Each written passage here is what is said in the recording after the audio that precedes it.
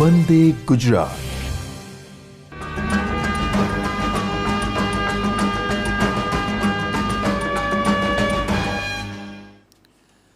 ગુજરાત માધ્યમિક અને ઉચ્ચતર માધ્યમિક એજ્યુકેશન બોર્ડ દ્વારા શરૂ કરાયેલ વિડિયો લેક્ચરમાં આપનું હાર્દિક સ્વાગત છે. ગુજરાત બોર્ડ જે અલગ અલગ ભૌતિક વિજ્ઞાન, રસાયણ વિજ્ઞાન, જીવ વિજ્ઞાન કે જેમાં જુદા જુદા સ્થળોથી તજજ્ઞોને બોલાવીને જે વિડિયો લેક્ચર તૈયાર કરાવે છે, એનો મેઇન ઉદ્દેશ એક જ છે કે ગુજરાતી મીડિયમના વિદ્યાર્થીઓ જ્વલંત સફળતા મેળવે, સારા માર્ક્સ દરેક ફિલ્ડમાં લાવી બતાવે અને પોતે સારી એવી પ્રગતિ કરે. તો આ વિડિયો લેક્ચરમાં હું દીપક એન મિસ્ત્રી, જે નાની દમણથી આવું છું, અને જે ભૌતિક વિજ્ઞાનનો પ્રવાહ વિદ્યુતની માહિતી આપીશ. જે આપણે અગાઉના લેક્ચરમાં ઓહમનો નિયમ, ડ્રિફ્ટ વેલોસિટી, ડ્રિફ્ટ વેગ, અવરોધકતા, વાહકતા, અવરોધકતાની તાપમાન પર શું અસર થાય છે તે, તેમજ સુવાહક માટે, અર્ધવાહક માટે શું અસર થાય છે તેની ચર્ચા કરી. ઓહમનો નિયમ લેબોરેટરીમાં કે પ્રયોગશાળામાં કેવી રીતે કરવો એની પણ ચર્ચા કરી.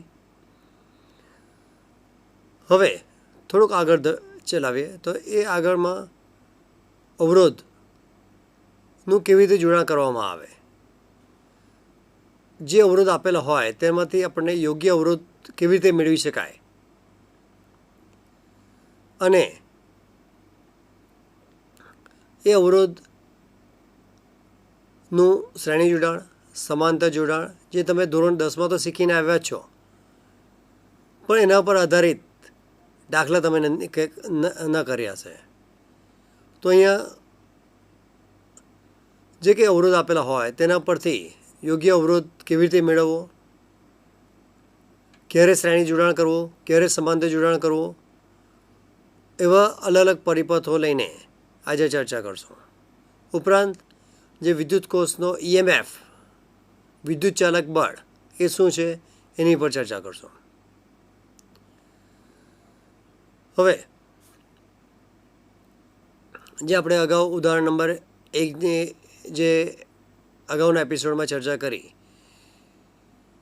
એમાં એના પછી ત્યારબાદ ઉદાહરણ 3.2 જે માહિતીસભર છે, જેની માહિતી તમે વાંચીને મેળવી શકો. ડ્રિફ્ટ વેગનું જે મૂલ્ય એ મિલીમીટરના ક્રમમાં હશે, મિલીમીટર પર સેકન્ડના ક્રમમાં હશે. જ્યારે કોઈ વાહકમાંથી ઇલેક્ટ્રોન પસાર થાય તો એ ઇલેક્ટ્રોનનો વેગ એ પ્રકાશના વેગ જેટલો હોય છે, જેના કારણે આપણે સ્વિચ પાડતાની સાથે જ એ બલ્બ ઓન થઈ જાય છે. તો આ જે અવરોધકતા અને તાપમાન પર આધારિત જે બીજા એક પહેલાં ઉદાહરણ છે તે ઉદાહરણ લઈએ અને પછી આપણે શ્રેણી સમાંતર આપણનો ચર્ચા કરશું. તો ઉદાહરણ નંબર 3.3 જે તમને પેજ નંબર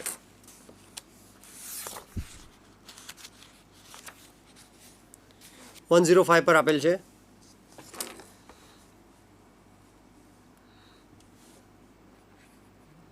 ઉદાહરણ 3.3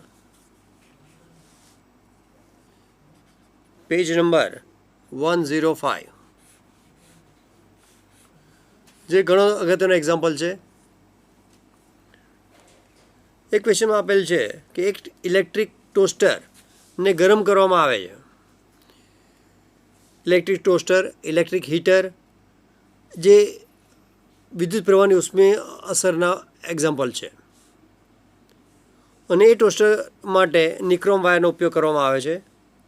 એમાં આપેલ છે કે 27 ડિગ્રી સેલ્સિયસ તાપમાને તેનો અવરોધ, 27 એટલે કે જે સંદર્ભ તાપમાન લેવાશે ρ0, 27 ડિગ્રી સેલ્સિયસ. હવે જ્યારે ટોસ્ટરને 230 વોલ્ટ સાથે જોડવામાં આવે, એટલે કે વોલ્ટેજ V બરાબર 230 વોલ્ટ હોય, અને ત્યારે પ્રવાહ 2.68 એમ્પિયર મળે છે. I is equal two 2.68 ampere. તો નિક્રોમનું સ્થાયી તાપમાન કેટલું હશે કે આ જે પ્રવાહ પસાર થતો હોય તો એ વખતે તાપમાન કેટલું હશે એટલે કે થીટા કેટલું છે તે શોધવું પડશે. અને જે આલ્ફાનું મૂલ્ય અવરોધકતાનું તાપમાન ગુણાંક એટલે આલ્ફાનું મૂલ્ય પણ આપેલ છે, જે 1.7 ગુણ્યા 10⁻⁴ ડિગ્રી સેલ્સિયસ ઇન્વર્સ. હવે અગાઉના જે લેક્ચરમાં વાત કરી છે, અગાઉના એપિસોડમાં, કે જો આ એકમને ખાસ તેમાં ખ્યાલ રાખવો પડશે કે આ સેલ્સિયસ ઇન્વર્સ છે તો આ સેલ્સિયસ રાખવું પડશે.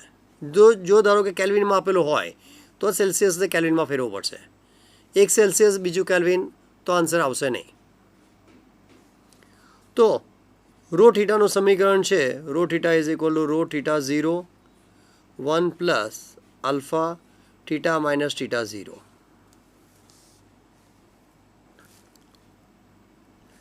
અને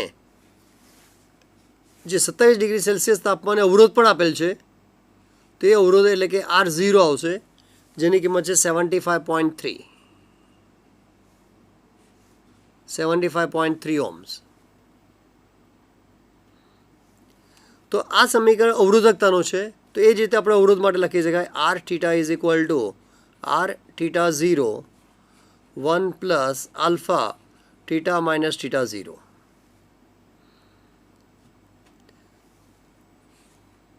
હવે અહીંયા R થીટા તો કિંમત આપેલી છે, R0 R થીટા 0 અથવા R0 એ કિંમત આપેલ છે. R થીટા 0 અથવા R0 કિંમત આપેલ છે. 1 પ્લસ આલ્ફાની કિંમત પણ આપેલ છે. થીટા 0ની કિંમત 27 છે અને થીટા આપણે શોધવાનો છે. તો અહીંયા આગળ R થીટાની કિંમત નક્કી કરવી પડશે. તો આ જે R થીટા તે સીધો આપણે ઓહમના નિયમનો ઉપયોગ કરી શકીએ. વોલ્ટેજ આપેલ છે, કરંટ આપેલ છે, એટલે R theta is equal two voltage upon current એટલે 230 અપોન 2.68. તો એના ઉપરથી જેનો આન્સર આવશે 85.8 ઓહ્મ્સ. એટલે R થીટાની કિંમત આવી ગઈ. આ સમીકરણ મૂકી દો તો R થીટાની કિંમત એટલે 85.8, R થીટા 0ની કિંમત 75.3, 1 પ્લસ આલ્ફા થીટા શોધવાનો છે ને થીટા 0 એટલે કે 27 ડિગ્રી સેલ્સિયસ. તો આ સમીકરણ તમે સાદું આપી શકો 85.8 કાઉન્સ છોડી નાખો 75.3 plus 75.3 alpha theta minus 27 degree Celsius.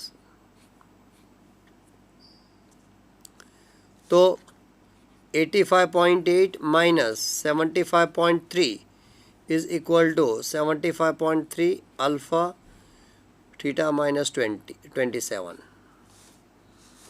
તો આ કિંમત આવશે કે થીટા માઇનસ 27 બાકી રહેશે. આ નીચે લઈએ અને બાદબાકી કરો. 8 minus 3 5 0 1 10.5 નીચે 75.3 આલ્ફાની કિંમત આપેલી છે 1.7 ગુણ્યા 10⁻⁴. તો થીટા માઇનસ 27 તો આની કિંમત આવશે 822 ડિગ્રી સેલ્સિયસ. આની ગણતરી કરો તો એની કિંમત આવશે 822 ડિગ્રી સેલ્સિયસ. તો theta minus 27 is equal two 822. તો થીટાની કિંમત આવશે 822 પ્લસ 27 એટલે કે theta is equal to 849 degree Celsius. ટેક્સ્ટબુકમાં અહીંયા 820 આપેલ છે, પણ તમે ગણતરી કરશો તો 822 આવશે. કોઈ પણ કરો આન્સર એક જ રહેશે. આન્સરમાં તો બંનેમાં તમને પૂરા માર્ક્સ મળશે. 820 કરો તો અહીંયા 820 વત્તા 27 કરો તો આન્સર આવશે 847. તો 847 અથવા 849 બંને પરિસ્થિતિમાં તમને માર્ક્સ પૂરેપૂરા મળશે. હવે અહીંયા નિક્રોમ એ સુવાહક છે એટલા માટે આલ્ફા પોઝિટિવ છે. જો અર્ધવાહક હોત તો આલ્ફાની કિંમત નેગેટિવ આવતે, તો એના સંજોગોમાં આલ્ફાની આર થીટાની કિંમત જે R0 75.3 કરતાં ઓછી આવતે. તો આ રીતે જે ન્યુમેરિકલ્સ કરી શકો, અને આ ઘણા અગત્યના એક્ઝામ્પલ છે. એના જેવો જ બીજો એક્ઝામ્પલ 3.4, આ પણ ઘણો જ અગત્યનો એક્ઝામ્પલ, જે મોસ્ટ ઇમ્પોર્ટન્ટ ક્વેશ્ચન્સ કહી શકાય. પેજ નંબર 105, 3.4, ઉદાહરણ નંબર 3.4, પેજ 105. એ 3 માર્ક્સ માટે ઘણો અગત્યનો એક્ઝામ્પલ ગણતરીમાં લઈ શકાય. તેમાં કિંમત આપેલ છે 3.4, સોરી, તેમાં આપેલ છે કે પ્લેટિનમ અવરોધ ધરાવતા થર્મોમીટરને પ્લેટિનમ તારનો અવરોધ બરફ તાપમાન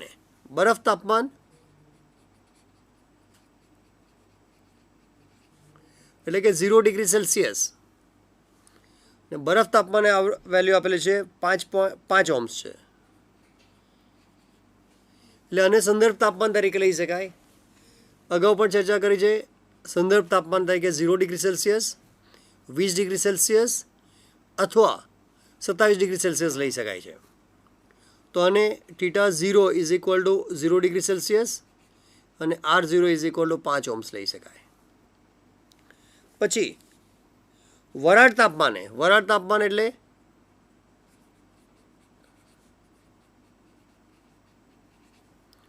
વરાળ તાપમાનનો અર્થ થશે કે θ બરાબર 100 ડિગ્રી સેલ્સિયસ.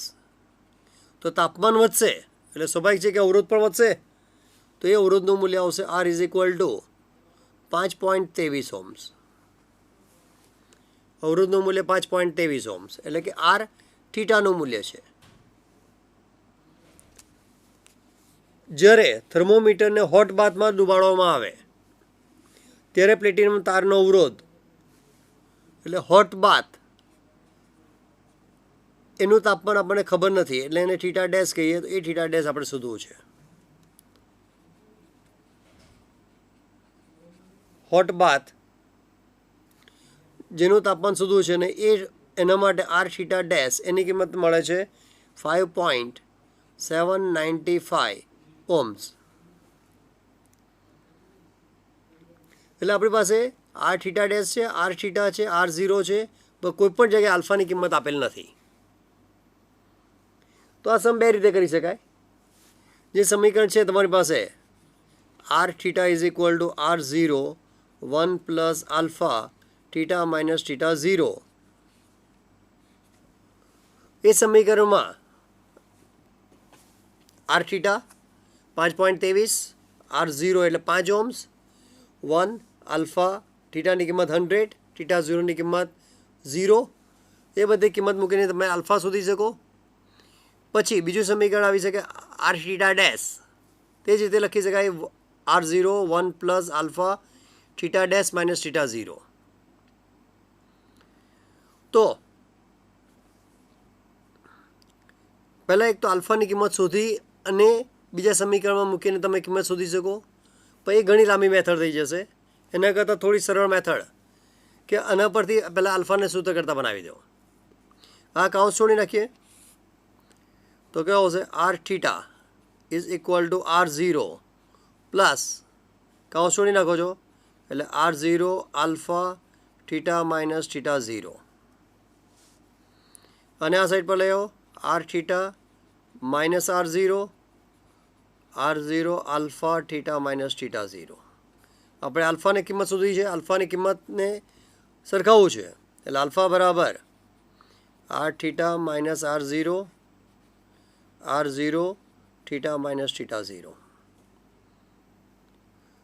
તો એ જ રીતે બીજું સમીકરણ આપણે લઈએ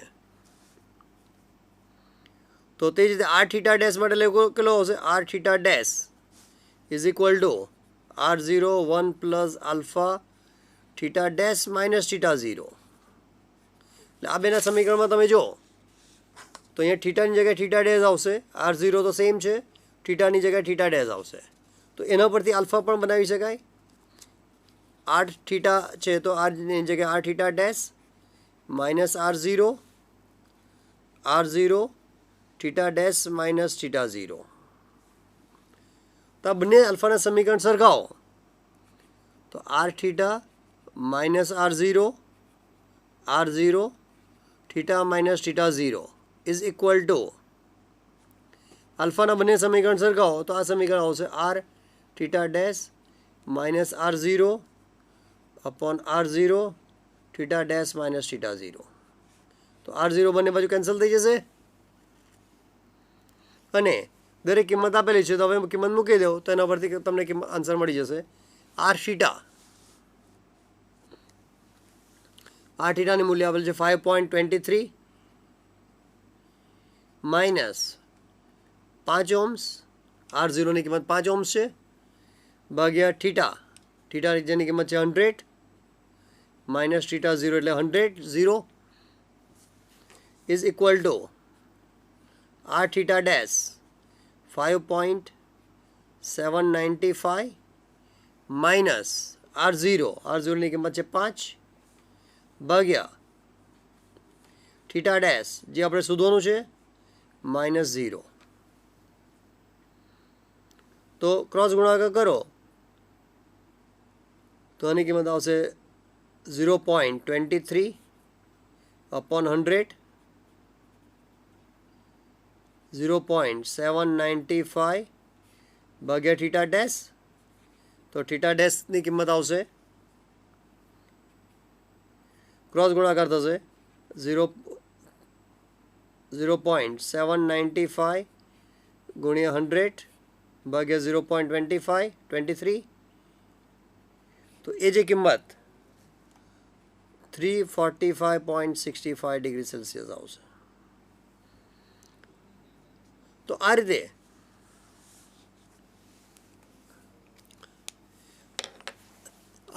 આ જે તમે દાખલાઓ એ કરી શકો. તેમાં બરફનું તાપમાન આપેલ છે. બરફનું તાપમાન એ તમને 0 ડિગ્રી સેલ્સિયસ એ તો તમે લોઅર સ્ટાન્ડર્ડમાં શીખીને આવેલા છે.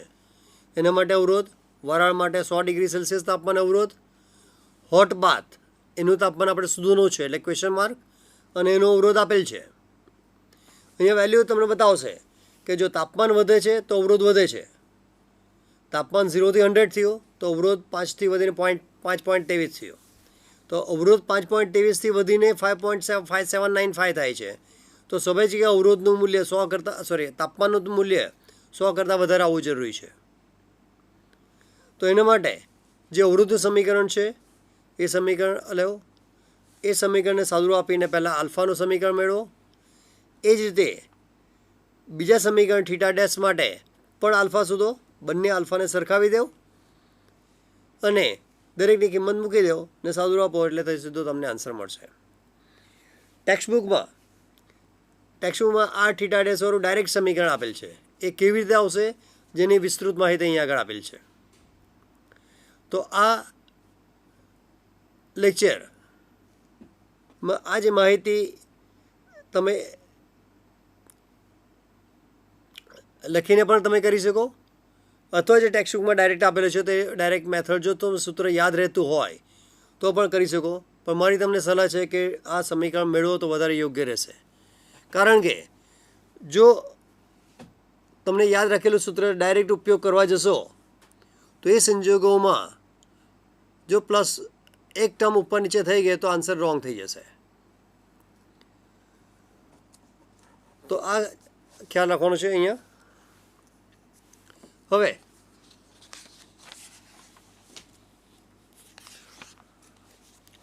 જે અવરોધોનું જોડાણ કેવી રીતે કરવું અને એ અવરોધ પરથી આપણે ઈચ્છિત વેલ્યુવાળો અવરોધ કેવી રીતે મેળવી શકાય તેના માટેના કેટલાક ગણતરી કરીએ. તો શ્રેણી અને સમાંતર જોડાણની ગણતરી તમે 10માં કરેલી જ છે. થોડું અહીંયા એને વિસ્તૃત માહિતી મેળવી છે. તો અવરોધોનું શ્રેણી અને સમાંતર જોડાણ.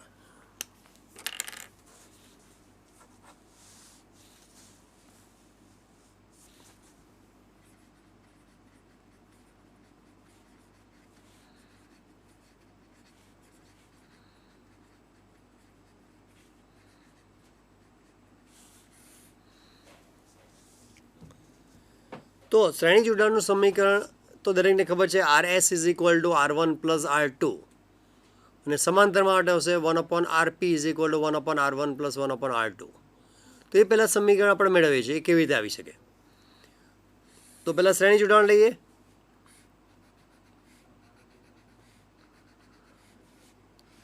આ 3 અવરોધ છે જેને પોઝિટિવ નેગેટિવ સાથે જોઈન્ટ કરવામાં આવે, R1, R2, R3.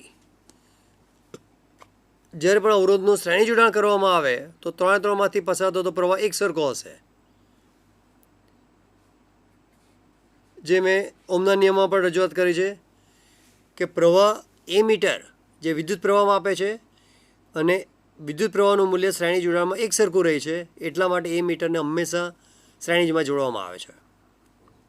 તો શ્રેણી જોડાણમાં અહીંયા કહી શકાય I સમાન રહેશે, જ્યારે દરેક માટે વિદ્યુત સ્થિતિમાનનો તફાવત એ અલગ અલગ આવશે. V1 અહીંયા આગળ આવશે, V2 અહીંયા આગળ આવશે, V3. ત્રણના વિદ્યુત સ્થિતિમાનના તફાવત અલગ અલગ હશે, એટલે I સમાન અને વિદ્યુત સ્થિતિમાનનો તફાવત એટલે PD નો અર્થ હશે પોટેન્શિયલ ડિફરન્સ અથવા વિદ્યુત સ્થિતિમાનનો તફાવત એ અસમાન આવશે. આ માહિતી ખાસ યાદ રાખવી જરૂરી છે, એના આધારે ઘણા ન્યુમેરિકલ સોલ્વ કરી શકો. તો આ જે વોલ્ટેજનો તમે સરવાળો કરો, V1 plus V2 plus V3 કરો તો એ V જેટલો આવશે આન્સર. તો એનો ઉપયોગ કરીને શ્રેણી જોડાણનું સૂત્ર મેળવવાનું છે. તો V is equal two V1 plus V2 plus V3. તો અહીંયા આગળ V1 ઓહમના નિયમનો ઉપયોગ કરો. ઓહમના નિયમ આપણે લખેલો છે V is equal two IR. તો V1 is equal two IR1, કારણ કે પ્રવાહ સરખો છે દરેકમાં. તે જ રીતે V2 is equal two IR2, V3 is equal two IR3.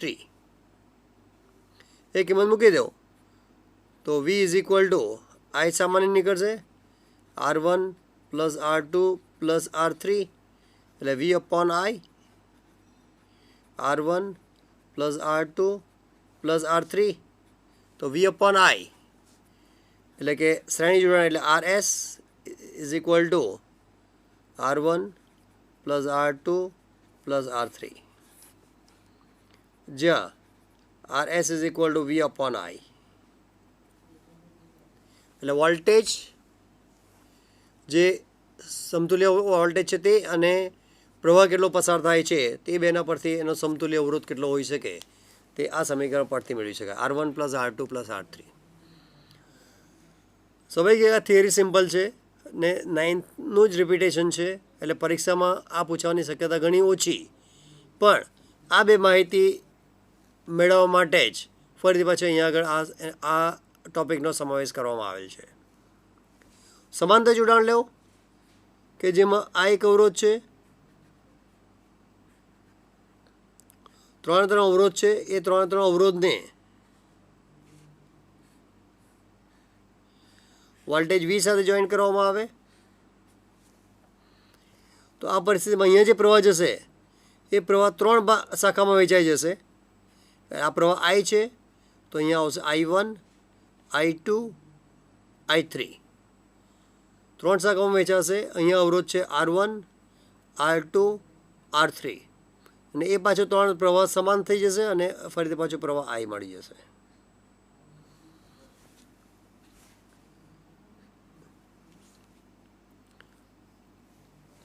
તો ફરીથી પોઝિટિવમાંથી નીકળશે કરંટ. અહીંયા 3 અલગ અલગ બ્રાન્ચ છે, 3 અલગ અલગ બ્રાન્ચમાં હોવાને કારણે પ્રવાહ વેચાઈ જશે, એ પાછો અહીંયા જશે, પાછા ભેગા થઈ જાય અને ફરી પાછો એ પ્રવાહ અહીંયા આગળ આપણને મળી જશે. તો સમાંતર જોડાણમાં અવરોધ શ્રેણી જોડાણથી ઉલટું આવશે, કેપિટલ I અસમાન થઈ જશે. જ્યાં અવરોધ વધારે હોય ત્યાં ઓછો પ્રવાહ પસાર થશે અને જ્યાં અવરોધ ઓછો હોય ત્યાંથી વધારે પ્રવાહ પસાર થશે, કારણ કે ત્યાં Vની કિંમત સમાન રહેશે. સમાંતર જોડાણ માટે V1, V2, V3, કારણ કે દરેક અવરોધના 2 છેડાઓ પોઝિટિવ નેગેટિવ સાથે કનેક્ટેડ છે, પોઝિટિવ નેગેટિવ સાથે જોડાયેલ છે, એટલે Vનું મૂલ્ય સમાન છે, જ્યારે પ્રવાહનું મૂલ્ય અસમાન રહેશે. તો અહીંયા જે પ્રવાહ I છે તો 3 બ્રાન્ચમાં વહેંચાઈ જાય છે. એટલા માટે અહીંયા લખીએ છીએ કે I is equal two I1 plus I2 plus I3. શ્રેણી જોડાણમાં વોલ્ટેજનો સરવાળો થાય છે, જે સમાંતર જોડાણમાં પ્રવાહનો સરવાળો થાય છે. તો સમીકરણ જે આપણે લઈએ R1 is equal two V upon I1 માટે I1 is equal two V upon R1. તે જ રીતે I2 is equal two V upon R2 અને I3 is equal two V upon R3. તો આ ત્રણ કિંમત મૂકી દો તો અહીંયા I is equal two V common 1 upon R1 1 upon R2 1 upon R3 એટલે I upon V 1 upon R1 plus 1 upon R2 plus 1 upon R3 ને જ્યાં I અપોન V જે 1 અપોન RPની કિંમત બતાવશે, કારણ કે ઓહમનો નિયમ જે છે R is equal two V upon I, જ્યાં I upon V is equal two 1 upon RP આવશે. એટલે એ જે સમીકરણ આવશે 1 upon RP is equal two 1 upon R1 plus 1 upon R2 plus 1 upon R3.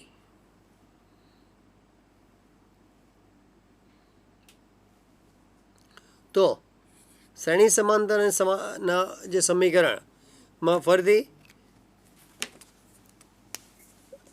શ્રેણી જોડાણમાં આ મૂલ્ય યાદ રાખવાનું ખાસ જરૂરી છે. પ્રવાહ સરખો રહેશે અને વિદ્યુત સ્થિતિમાનનો તફાવત અલગ આવશે. જ્યારે સમાંતર જોડાણમાં પ્રવાહ અસમાન હશે અને વોલ્ટેજ સરખો હશે. હવે આ સમીકરણ જે મેળવેલા છે એનો કેવી રીતે ઉપયોગ થઈ શકે? બીજો, અહીંયા આગળ સમાંતર જોડાણમાં વોલ્ટેજ સમાન હોવાને કારણે વોલ્ટમીટર હંમેશા સમાંતર જોડેલો હોય છે. શ્રેણીમાં એ મીટર પ્રવાહ સરખો હોય એને કારણે એ મીટર હંમેશા શ્રેણીમાં જોડવામાં આવે. એટલે જ્યાં પણ કન્ફ્યુઝન હોય ત્યાં તમે આ રીતે કરી શકો.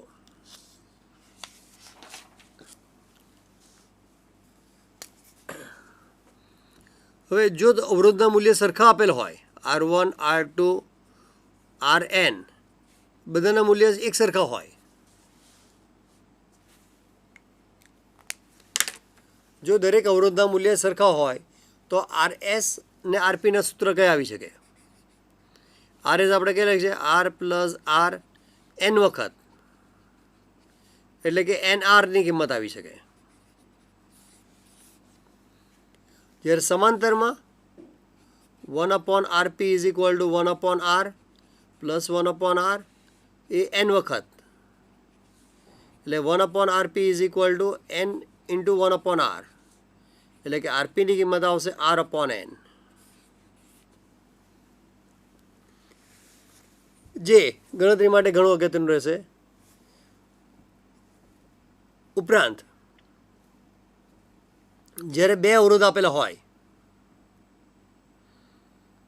ફક્ત બે અવરોધ આપેલા હોય તો 1 upon RP is equal two 1 upon R1 plus 1 upon R2, તેનો લસા લેવો તો R1 R2 ઉપર આવશે R2 પ્લસ R1, તો RPનું સૂત્ર આવી શકે R1 R2 upon R1 plus R2. એટલે બે અવરોધ હોય તો આ ગણતરી ઇઝી રહેશે. પણ જ્યારે બે કરતાં વધારે અવરોધ હોય, 3-4 હોય, તો તમારે આનો જ ઉપયોગ કરવો પડશે. કારણ કે 3 અવરોધ માટે એવું તમે નહીં લખી શકો R1 R2 R3 છેદમાં R1 plus R2 plus R3. RP is not equal to R1 R2 R3 R1 plus R2 plus R3. જો જ્યારે પણ 3 અવરોધ આપેલા હોય તો તમારે 1 upon RP is equal two 1 upon R1 plus 1 upon R2 plus 1 upon R3 આ સમીકરણનો જ ઉપયોગ કરવો પડશે. ને જે લસા આવશે એ લસાનો પછી વ્યસ્ત લેવાનું યાદ રાખવું પડશે, કારણ કે અહીંયા RP છેદમાં છે. એટલે આ સમીકરણ બતાવશે કે શ્રેણી જોડાણ કરવાથી અવરોધમાં વધારો થાય છે, જે સમાંતર જોડાણ કરવાથી અવરોધમાં ઘટાડો થાય છે. એટલે જ્યારે અવરોધ વધારવાનો હોય તો શ્રેણી જોડાણ લેવાનો, અવરોધ ઘટાડવાનો હોય તો સમાંતર જોડાણ. અને આ બે સમીકરણ ખાસ યાદ રાખવાનું છે. RS is equal two NR ક્યારે સમાન મૂલ્યના અવરોધ હોય તો, અને RP is equal two R upon N. આ જ રીતે કેપેસિટરમાં પણ તમે બીજા ચેપ્ટરમાં વાપરી શકો. કેપેસિટરમાં ફોર્મ્યુલા થોડીક અલગ થઈ જશે. શ્રેણી જોડાણ છે કેપેસિટરનું, તેના બદલે 1/CS આવશે. શ્રેણી કેપેસિટર માટે ના ફોર્મ્યુલા અલગ છે. તો આ શ્રેણીના સમાંતર જોડાણ પર આધારિત જે ટેક્સ્ટબુકમાં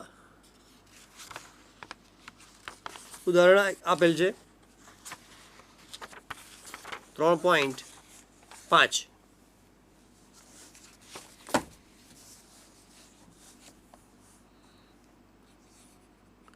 ઉદાહરણ 3.5 પેજ નંબર 112.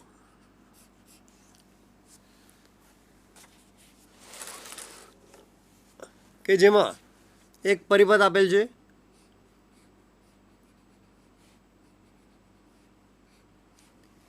સમાન મૂલ્યના બે અવરોધ છે, 4 ઓહ્મ્સ, 4 ઓહ્મ્સ, જેનું 1 ઓહ્મ્સના અવરોધ સાથે શ્રેણી જોડાણ છે, 1 ઓહ્મ્સ. ફરી પાછું સમાંતર જોડાણ છે,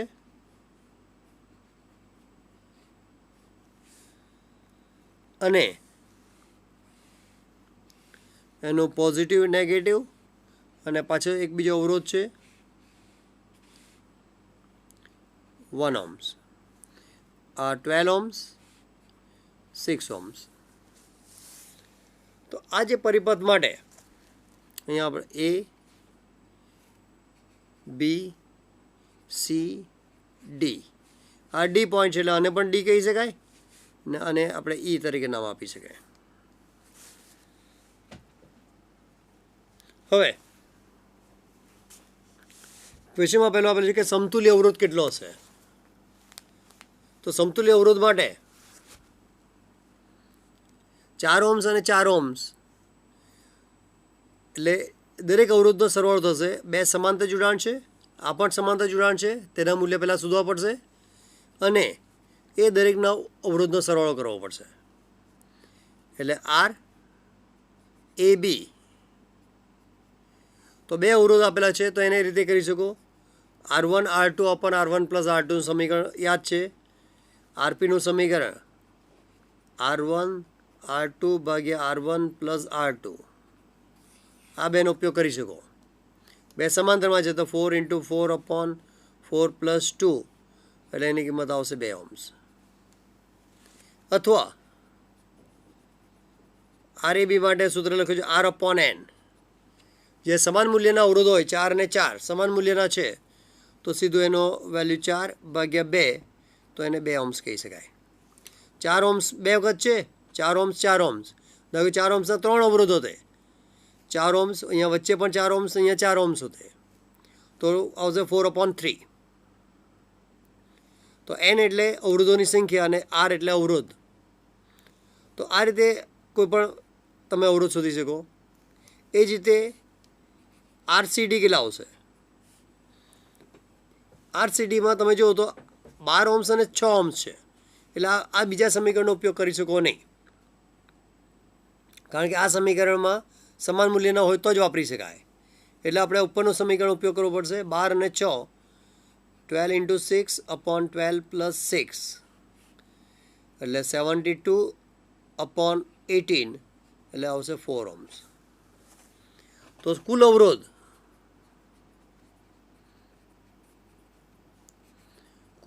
R લેવો તો કેટલા આવશે. આ બે RAB એની કિંમત આવે 2 ઓહ્મ્સ પ્લસ આ 1 ઓહ્મ્સ પ્લસ આનો સમતુલ્ય અવરોધ એ 4 ઓહ્મ્સ આવ્યો પ્લસ એક બીજો છે 1 ઓહ્મ્સ. બધાનો સરવાળો કરો 8 ઓહ્મ્સ. ટોટલ આવશે 8 ઓહ્મ્સ.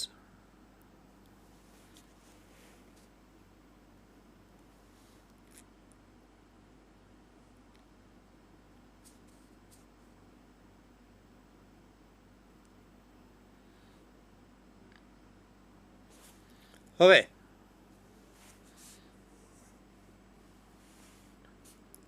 ટેક્સ્ટબુકમાં 1 ઓહ્મ્સને આંતરિક અવરોધ તરીકે ગણેલ છે.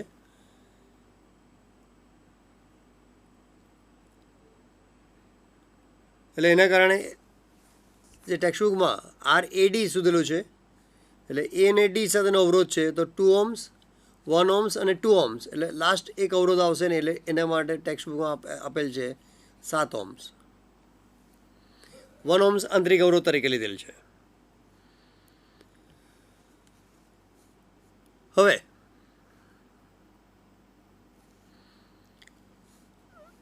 બીજો એક પરિપથમાં કુલ અવરોધ કેટલો, તો કુલ અવરોધ આપણે જો લેવો હોય તો સમતુલ્ય અવરોધ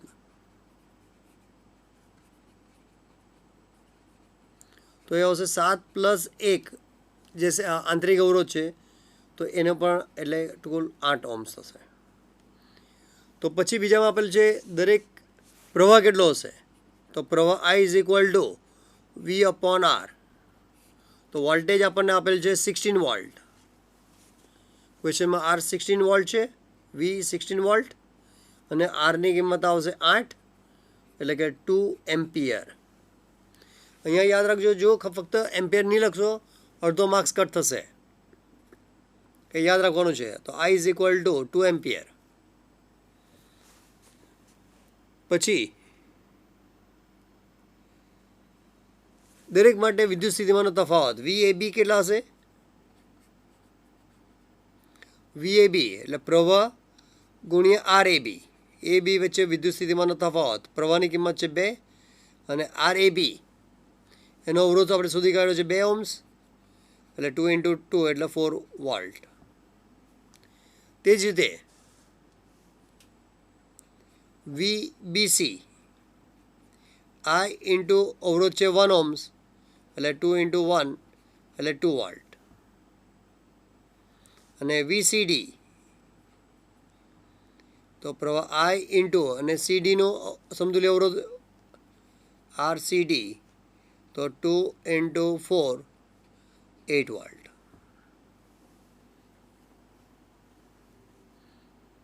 અહીંયા તમે જોશો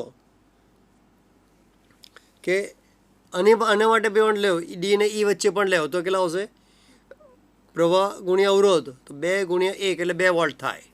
તો દરેકનો સરવાળો કરો, 4 વોલ્ટ, 4 ને 2 6 ને 8 14 અને બીજા 2 એટલે 14 ને 2 16 વોલ્ટ આપણને મળી જશે. પણ અહીંયા આગળ આ બે વચ્ચે સમતુલ્ય અવરોધ શોધવાનો છે, તો આની વચ્ચે આવશે 2 વોલ્ટ, આની વચ્ચે આવશે 1 વોલ્ટ, આ 2 વોલ્ટ, આની વચ્ચે આવશે 8 વોલ્ટ. તો આ રીતે જ્યારે અવરોધના શ્રેણી સમાંતર હોય તો આ તમે એનો ઉપયોગ કરી શકો. હવે બીજા ઘણા એક્ઝામ્પલ હોઈ શકે જે બુકમાં આપેલ નથી, તો એ પ્રમાણે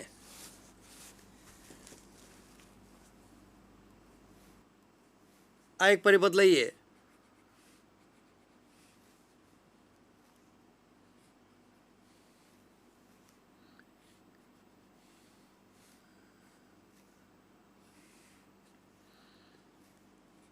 ACB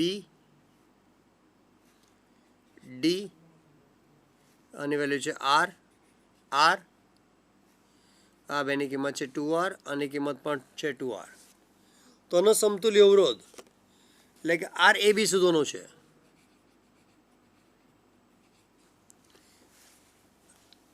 તો એન્ટ્રન્સ એક્ઝામમાં આના પર આધારિત આવા દાખલાઓ આવી શકે. તો આમાં કયા શ્રેણી સમાંતર પસંદ કરવા પડશે,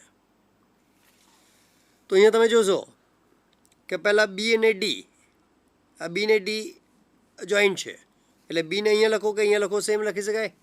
તો આ જ આકૃતિને થોડું ફરી પાછું બનાવીએ. આ 3 છે A, C અને D. B ને D વચ્ચે કોઈ અવરોધ નથી, તો D ને સીધું અહીંયા લાવી શકાય. તો D અને B ને અહીંયા લાવી દે, તો C ને B વચ્ચે બીજો એક અવરોધ છે, તો એની વેલ્યુ છે 2R, આની વેલ્યુ છે 2R. એટલે આ B ને અવરોધને સીધું અહીંયા લાવી દો, તો સ્વાભાવિક છે આ 2R અને 2R એકબીજાને સમાંતર થઈ ગયા. આની કિંમત 4, આની કિંમત 4, તો આને ફરી પાછું એક વખત લેવો. તો આ આર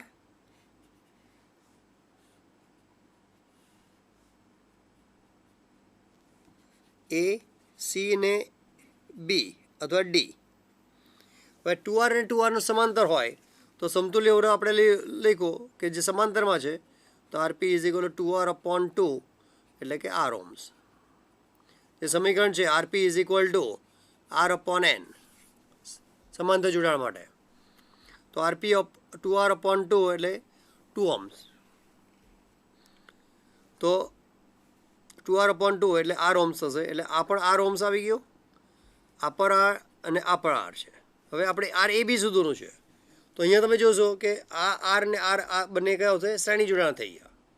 ને એ શ્રેણી જોડાણ આની સાથે સમાંતરમાં આવશે. એટલે એ બીજી આકૃતિ આ રીતે બનાવી શકે. આ એ છે, આ બી છે, અને અહીંયાથી આ બીજો અવરોધ આવી ગયો અને આ રીતે બતાવી શકાય. આર પ્લસ આર એટલે કે 2R ઓહ્મ્સ ને આ આર છે. તો જ્યારે બંનેના મૂલ્ય અલગ અલગ હોય તો સમીકરણ છે R A B is equal to R1 R2 upon R1 plus R2 એટલે કે R into 2R upon R plus 2R એટલે કે 2R સ્ક્વેર અપોન 3R. તો એક આર કેન્સલ થઈ જશે એટલે 2R અપોન 3 એટલે એનો અવરોધ આવશે. એટલે આર એ બી સમતુલ્ય અવરોધ આવશે 2R/3 ઓહ્મ્સ.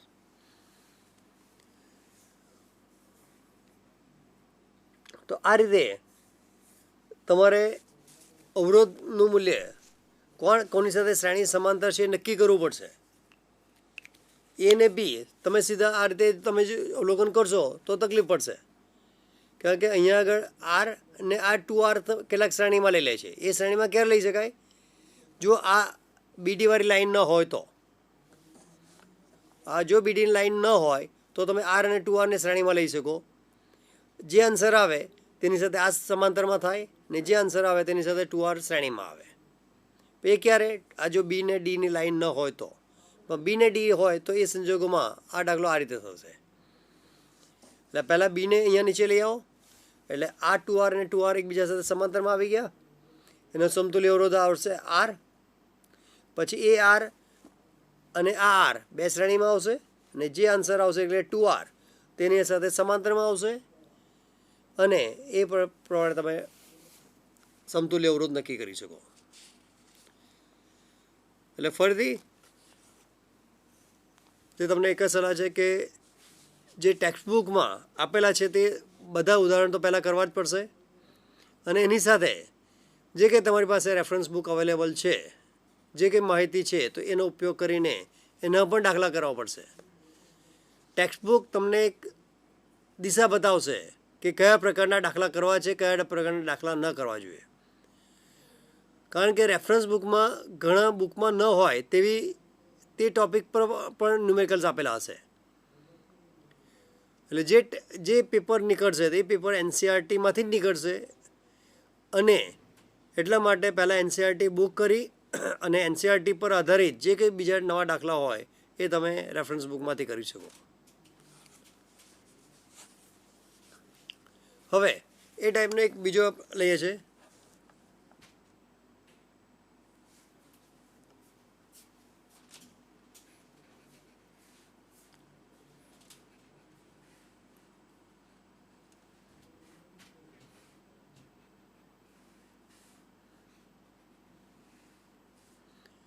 આ એક અવરોધ છે. આ એન્ટ્રન્સમાં પૂછાયેલો સવાલ છે કે અહીંયા આગળ એ બી દરેકના અવરોધ આપેલા છે. R 3 ohms, 3 ohms, 6 ohms, 3 ohms, આ પણ 3 ohms, આ પણ 3 ohms અને વચ્ચે છે 6 ohms.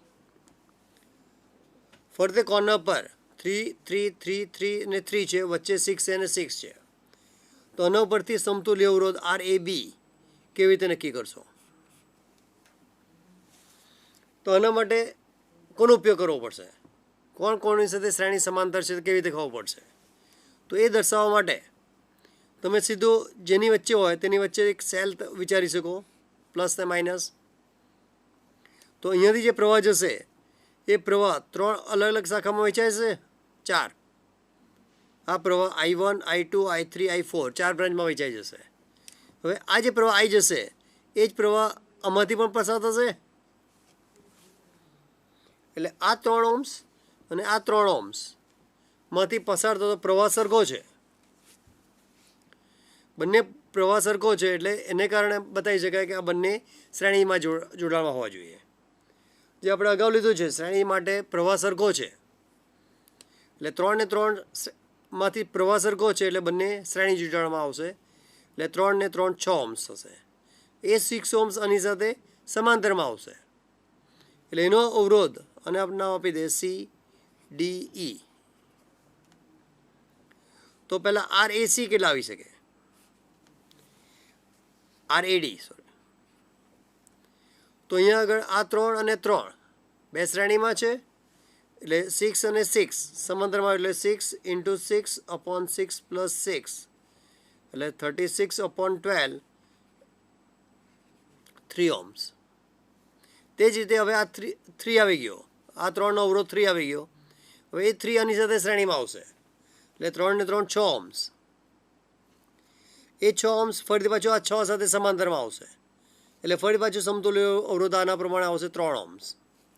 પાછો 3 ઓહ્મ્સ આની સાથે શ્રેણીમાં આવશે એટલે 3 ને 3 6 ઓહ્મ્સ. અને એ 6 ઓહ્મ્સ આ 3 ઓહ્મ્સ સાથે સમાંતરમાં છે એટલે અહીંયા બધાની ગૂંચવણ થઈ જાય. આનો સમતુલ્ય અવરોધ આવશે આનો 3 અને 3 6 ઓહ્મ્સ અને એ 6 ઓહ્મ્સ 3 સાથે સમાંતરમાં છે એટલે RAB માટે લખી શકાય 6 ઓહ્મ્સ × 3 ઓહ્મ્સ 6 + 3 એટલે 18/9. સમતુલ્ય અવરોધ AB માટે લેવો તો 2 ઓહ્મ્સ આવશે. એટલે ઘણા ઉતાવળમાં MCQમાં આ એક ઘણો અગત્યનો છે કે MCQમાં જો થોડીક તકેદારી ન રાખીએ તો ખોટું પડવાની પૂરેપૂરી શક્યતા રહે.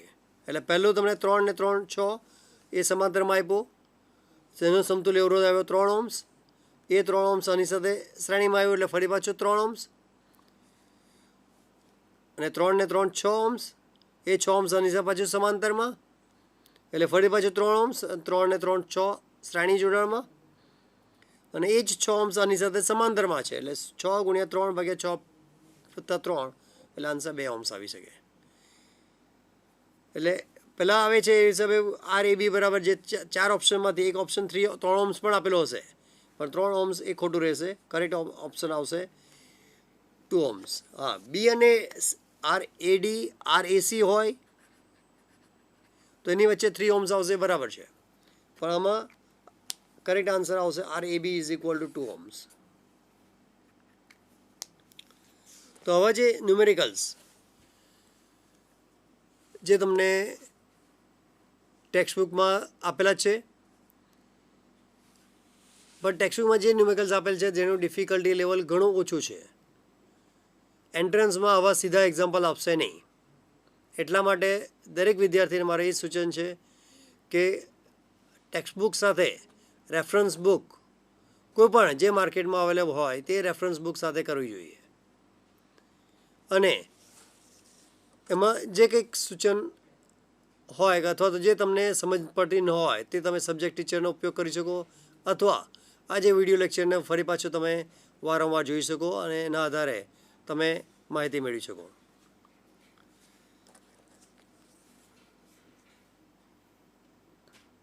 હા, તો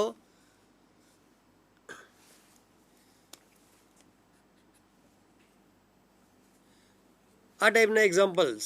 હવે એના પર આધારિત જે EMF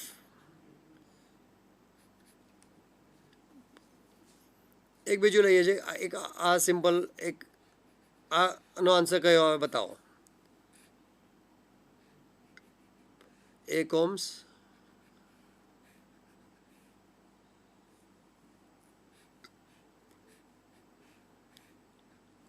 અહીંયા 3 અવરોધ આપેલા છે. 3 અવરોધમાં એક 20 ઓહ્મ્સ, 20 ઓહ્મ્સ અને 40 ઓહ્મ્સ. 3 અવરોધ છે, 20, 40 અને 30. અને આ જે વોલ્ટેજ આપેલા છે 2 વોલ્ટ, તો આમાંથી પસાર થતો પ્રવાહ કેટલો હશે આ આપણે શોધવાનું છે. તો એના માટે અહીંયા તમે જોશો કે આ જે પ્રવાહ છે તો અહીંયાથી 2 બ્રાન્ચમાં વેચાઈ જાય છે. એટલે આ જે પ્રવાહ છે એ જ પ્રવાહમાંથી પસાર થશે. એટલે સ્વાભાવિક છે 20 અને 40 એ બંને સમાંતરમાં આવશે. ને એ જે આન્સર આવશે તે 30 સાથે શ્રેણીમાં બનશે. તો એનો સમતુલ્ય અવરોધ 20 અને 40 વચ્ચે લેવો તો 20 ગુણ્યા 40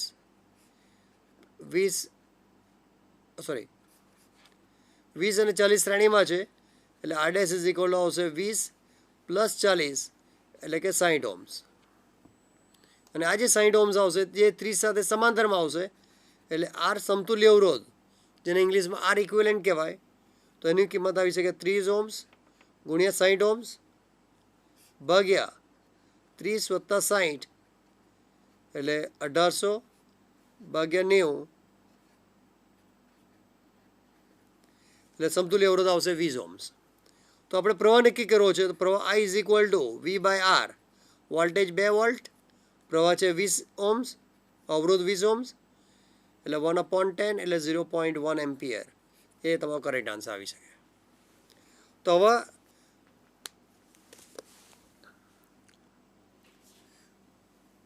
હવે જે દાખલા હોય એમાં પ્રેક્ટિસના આધારે તમને સફળતા મળી શકે. એ પ્રેક્ટિસ વારંવાર કરતા રહેવી પડશે. એ દાખલા સમજવા પડશે.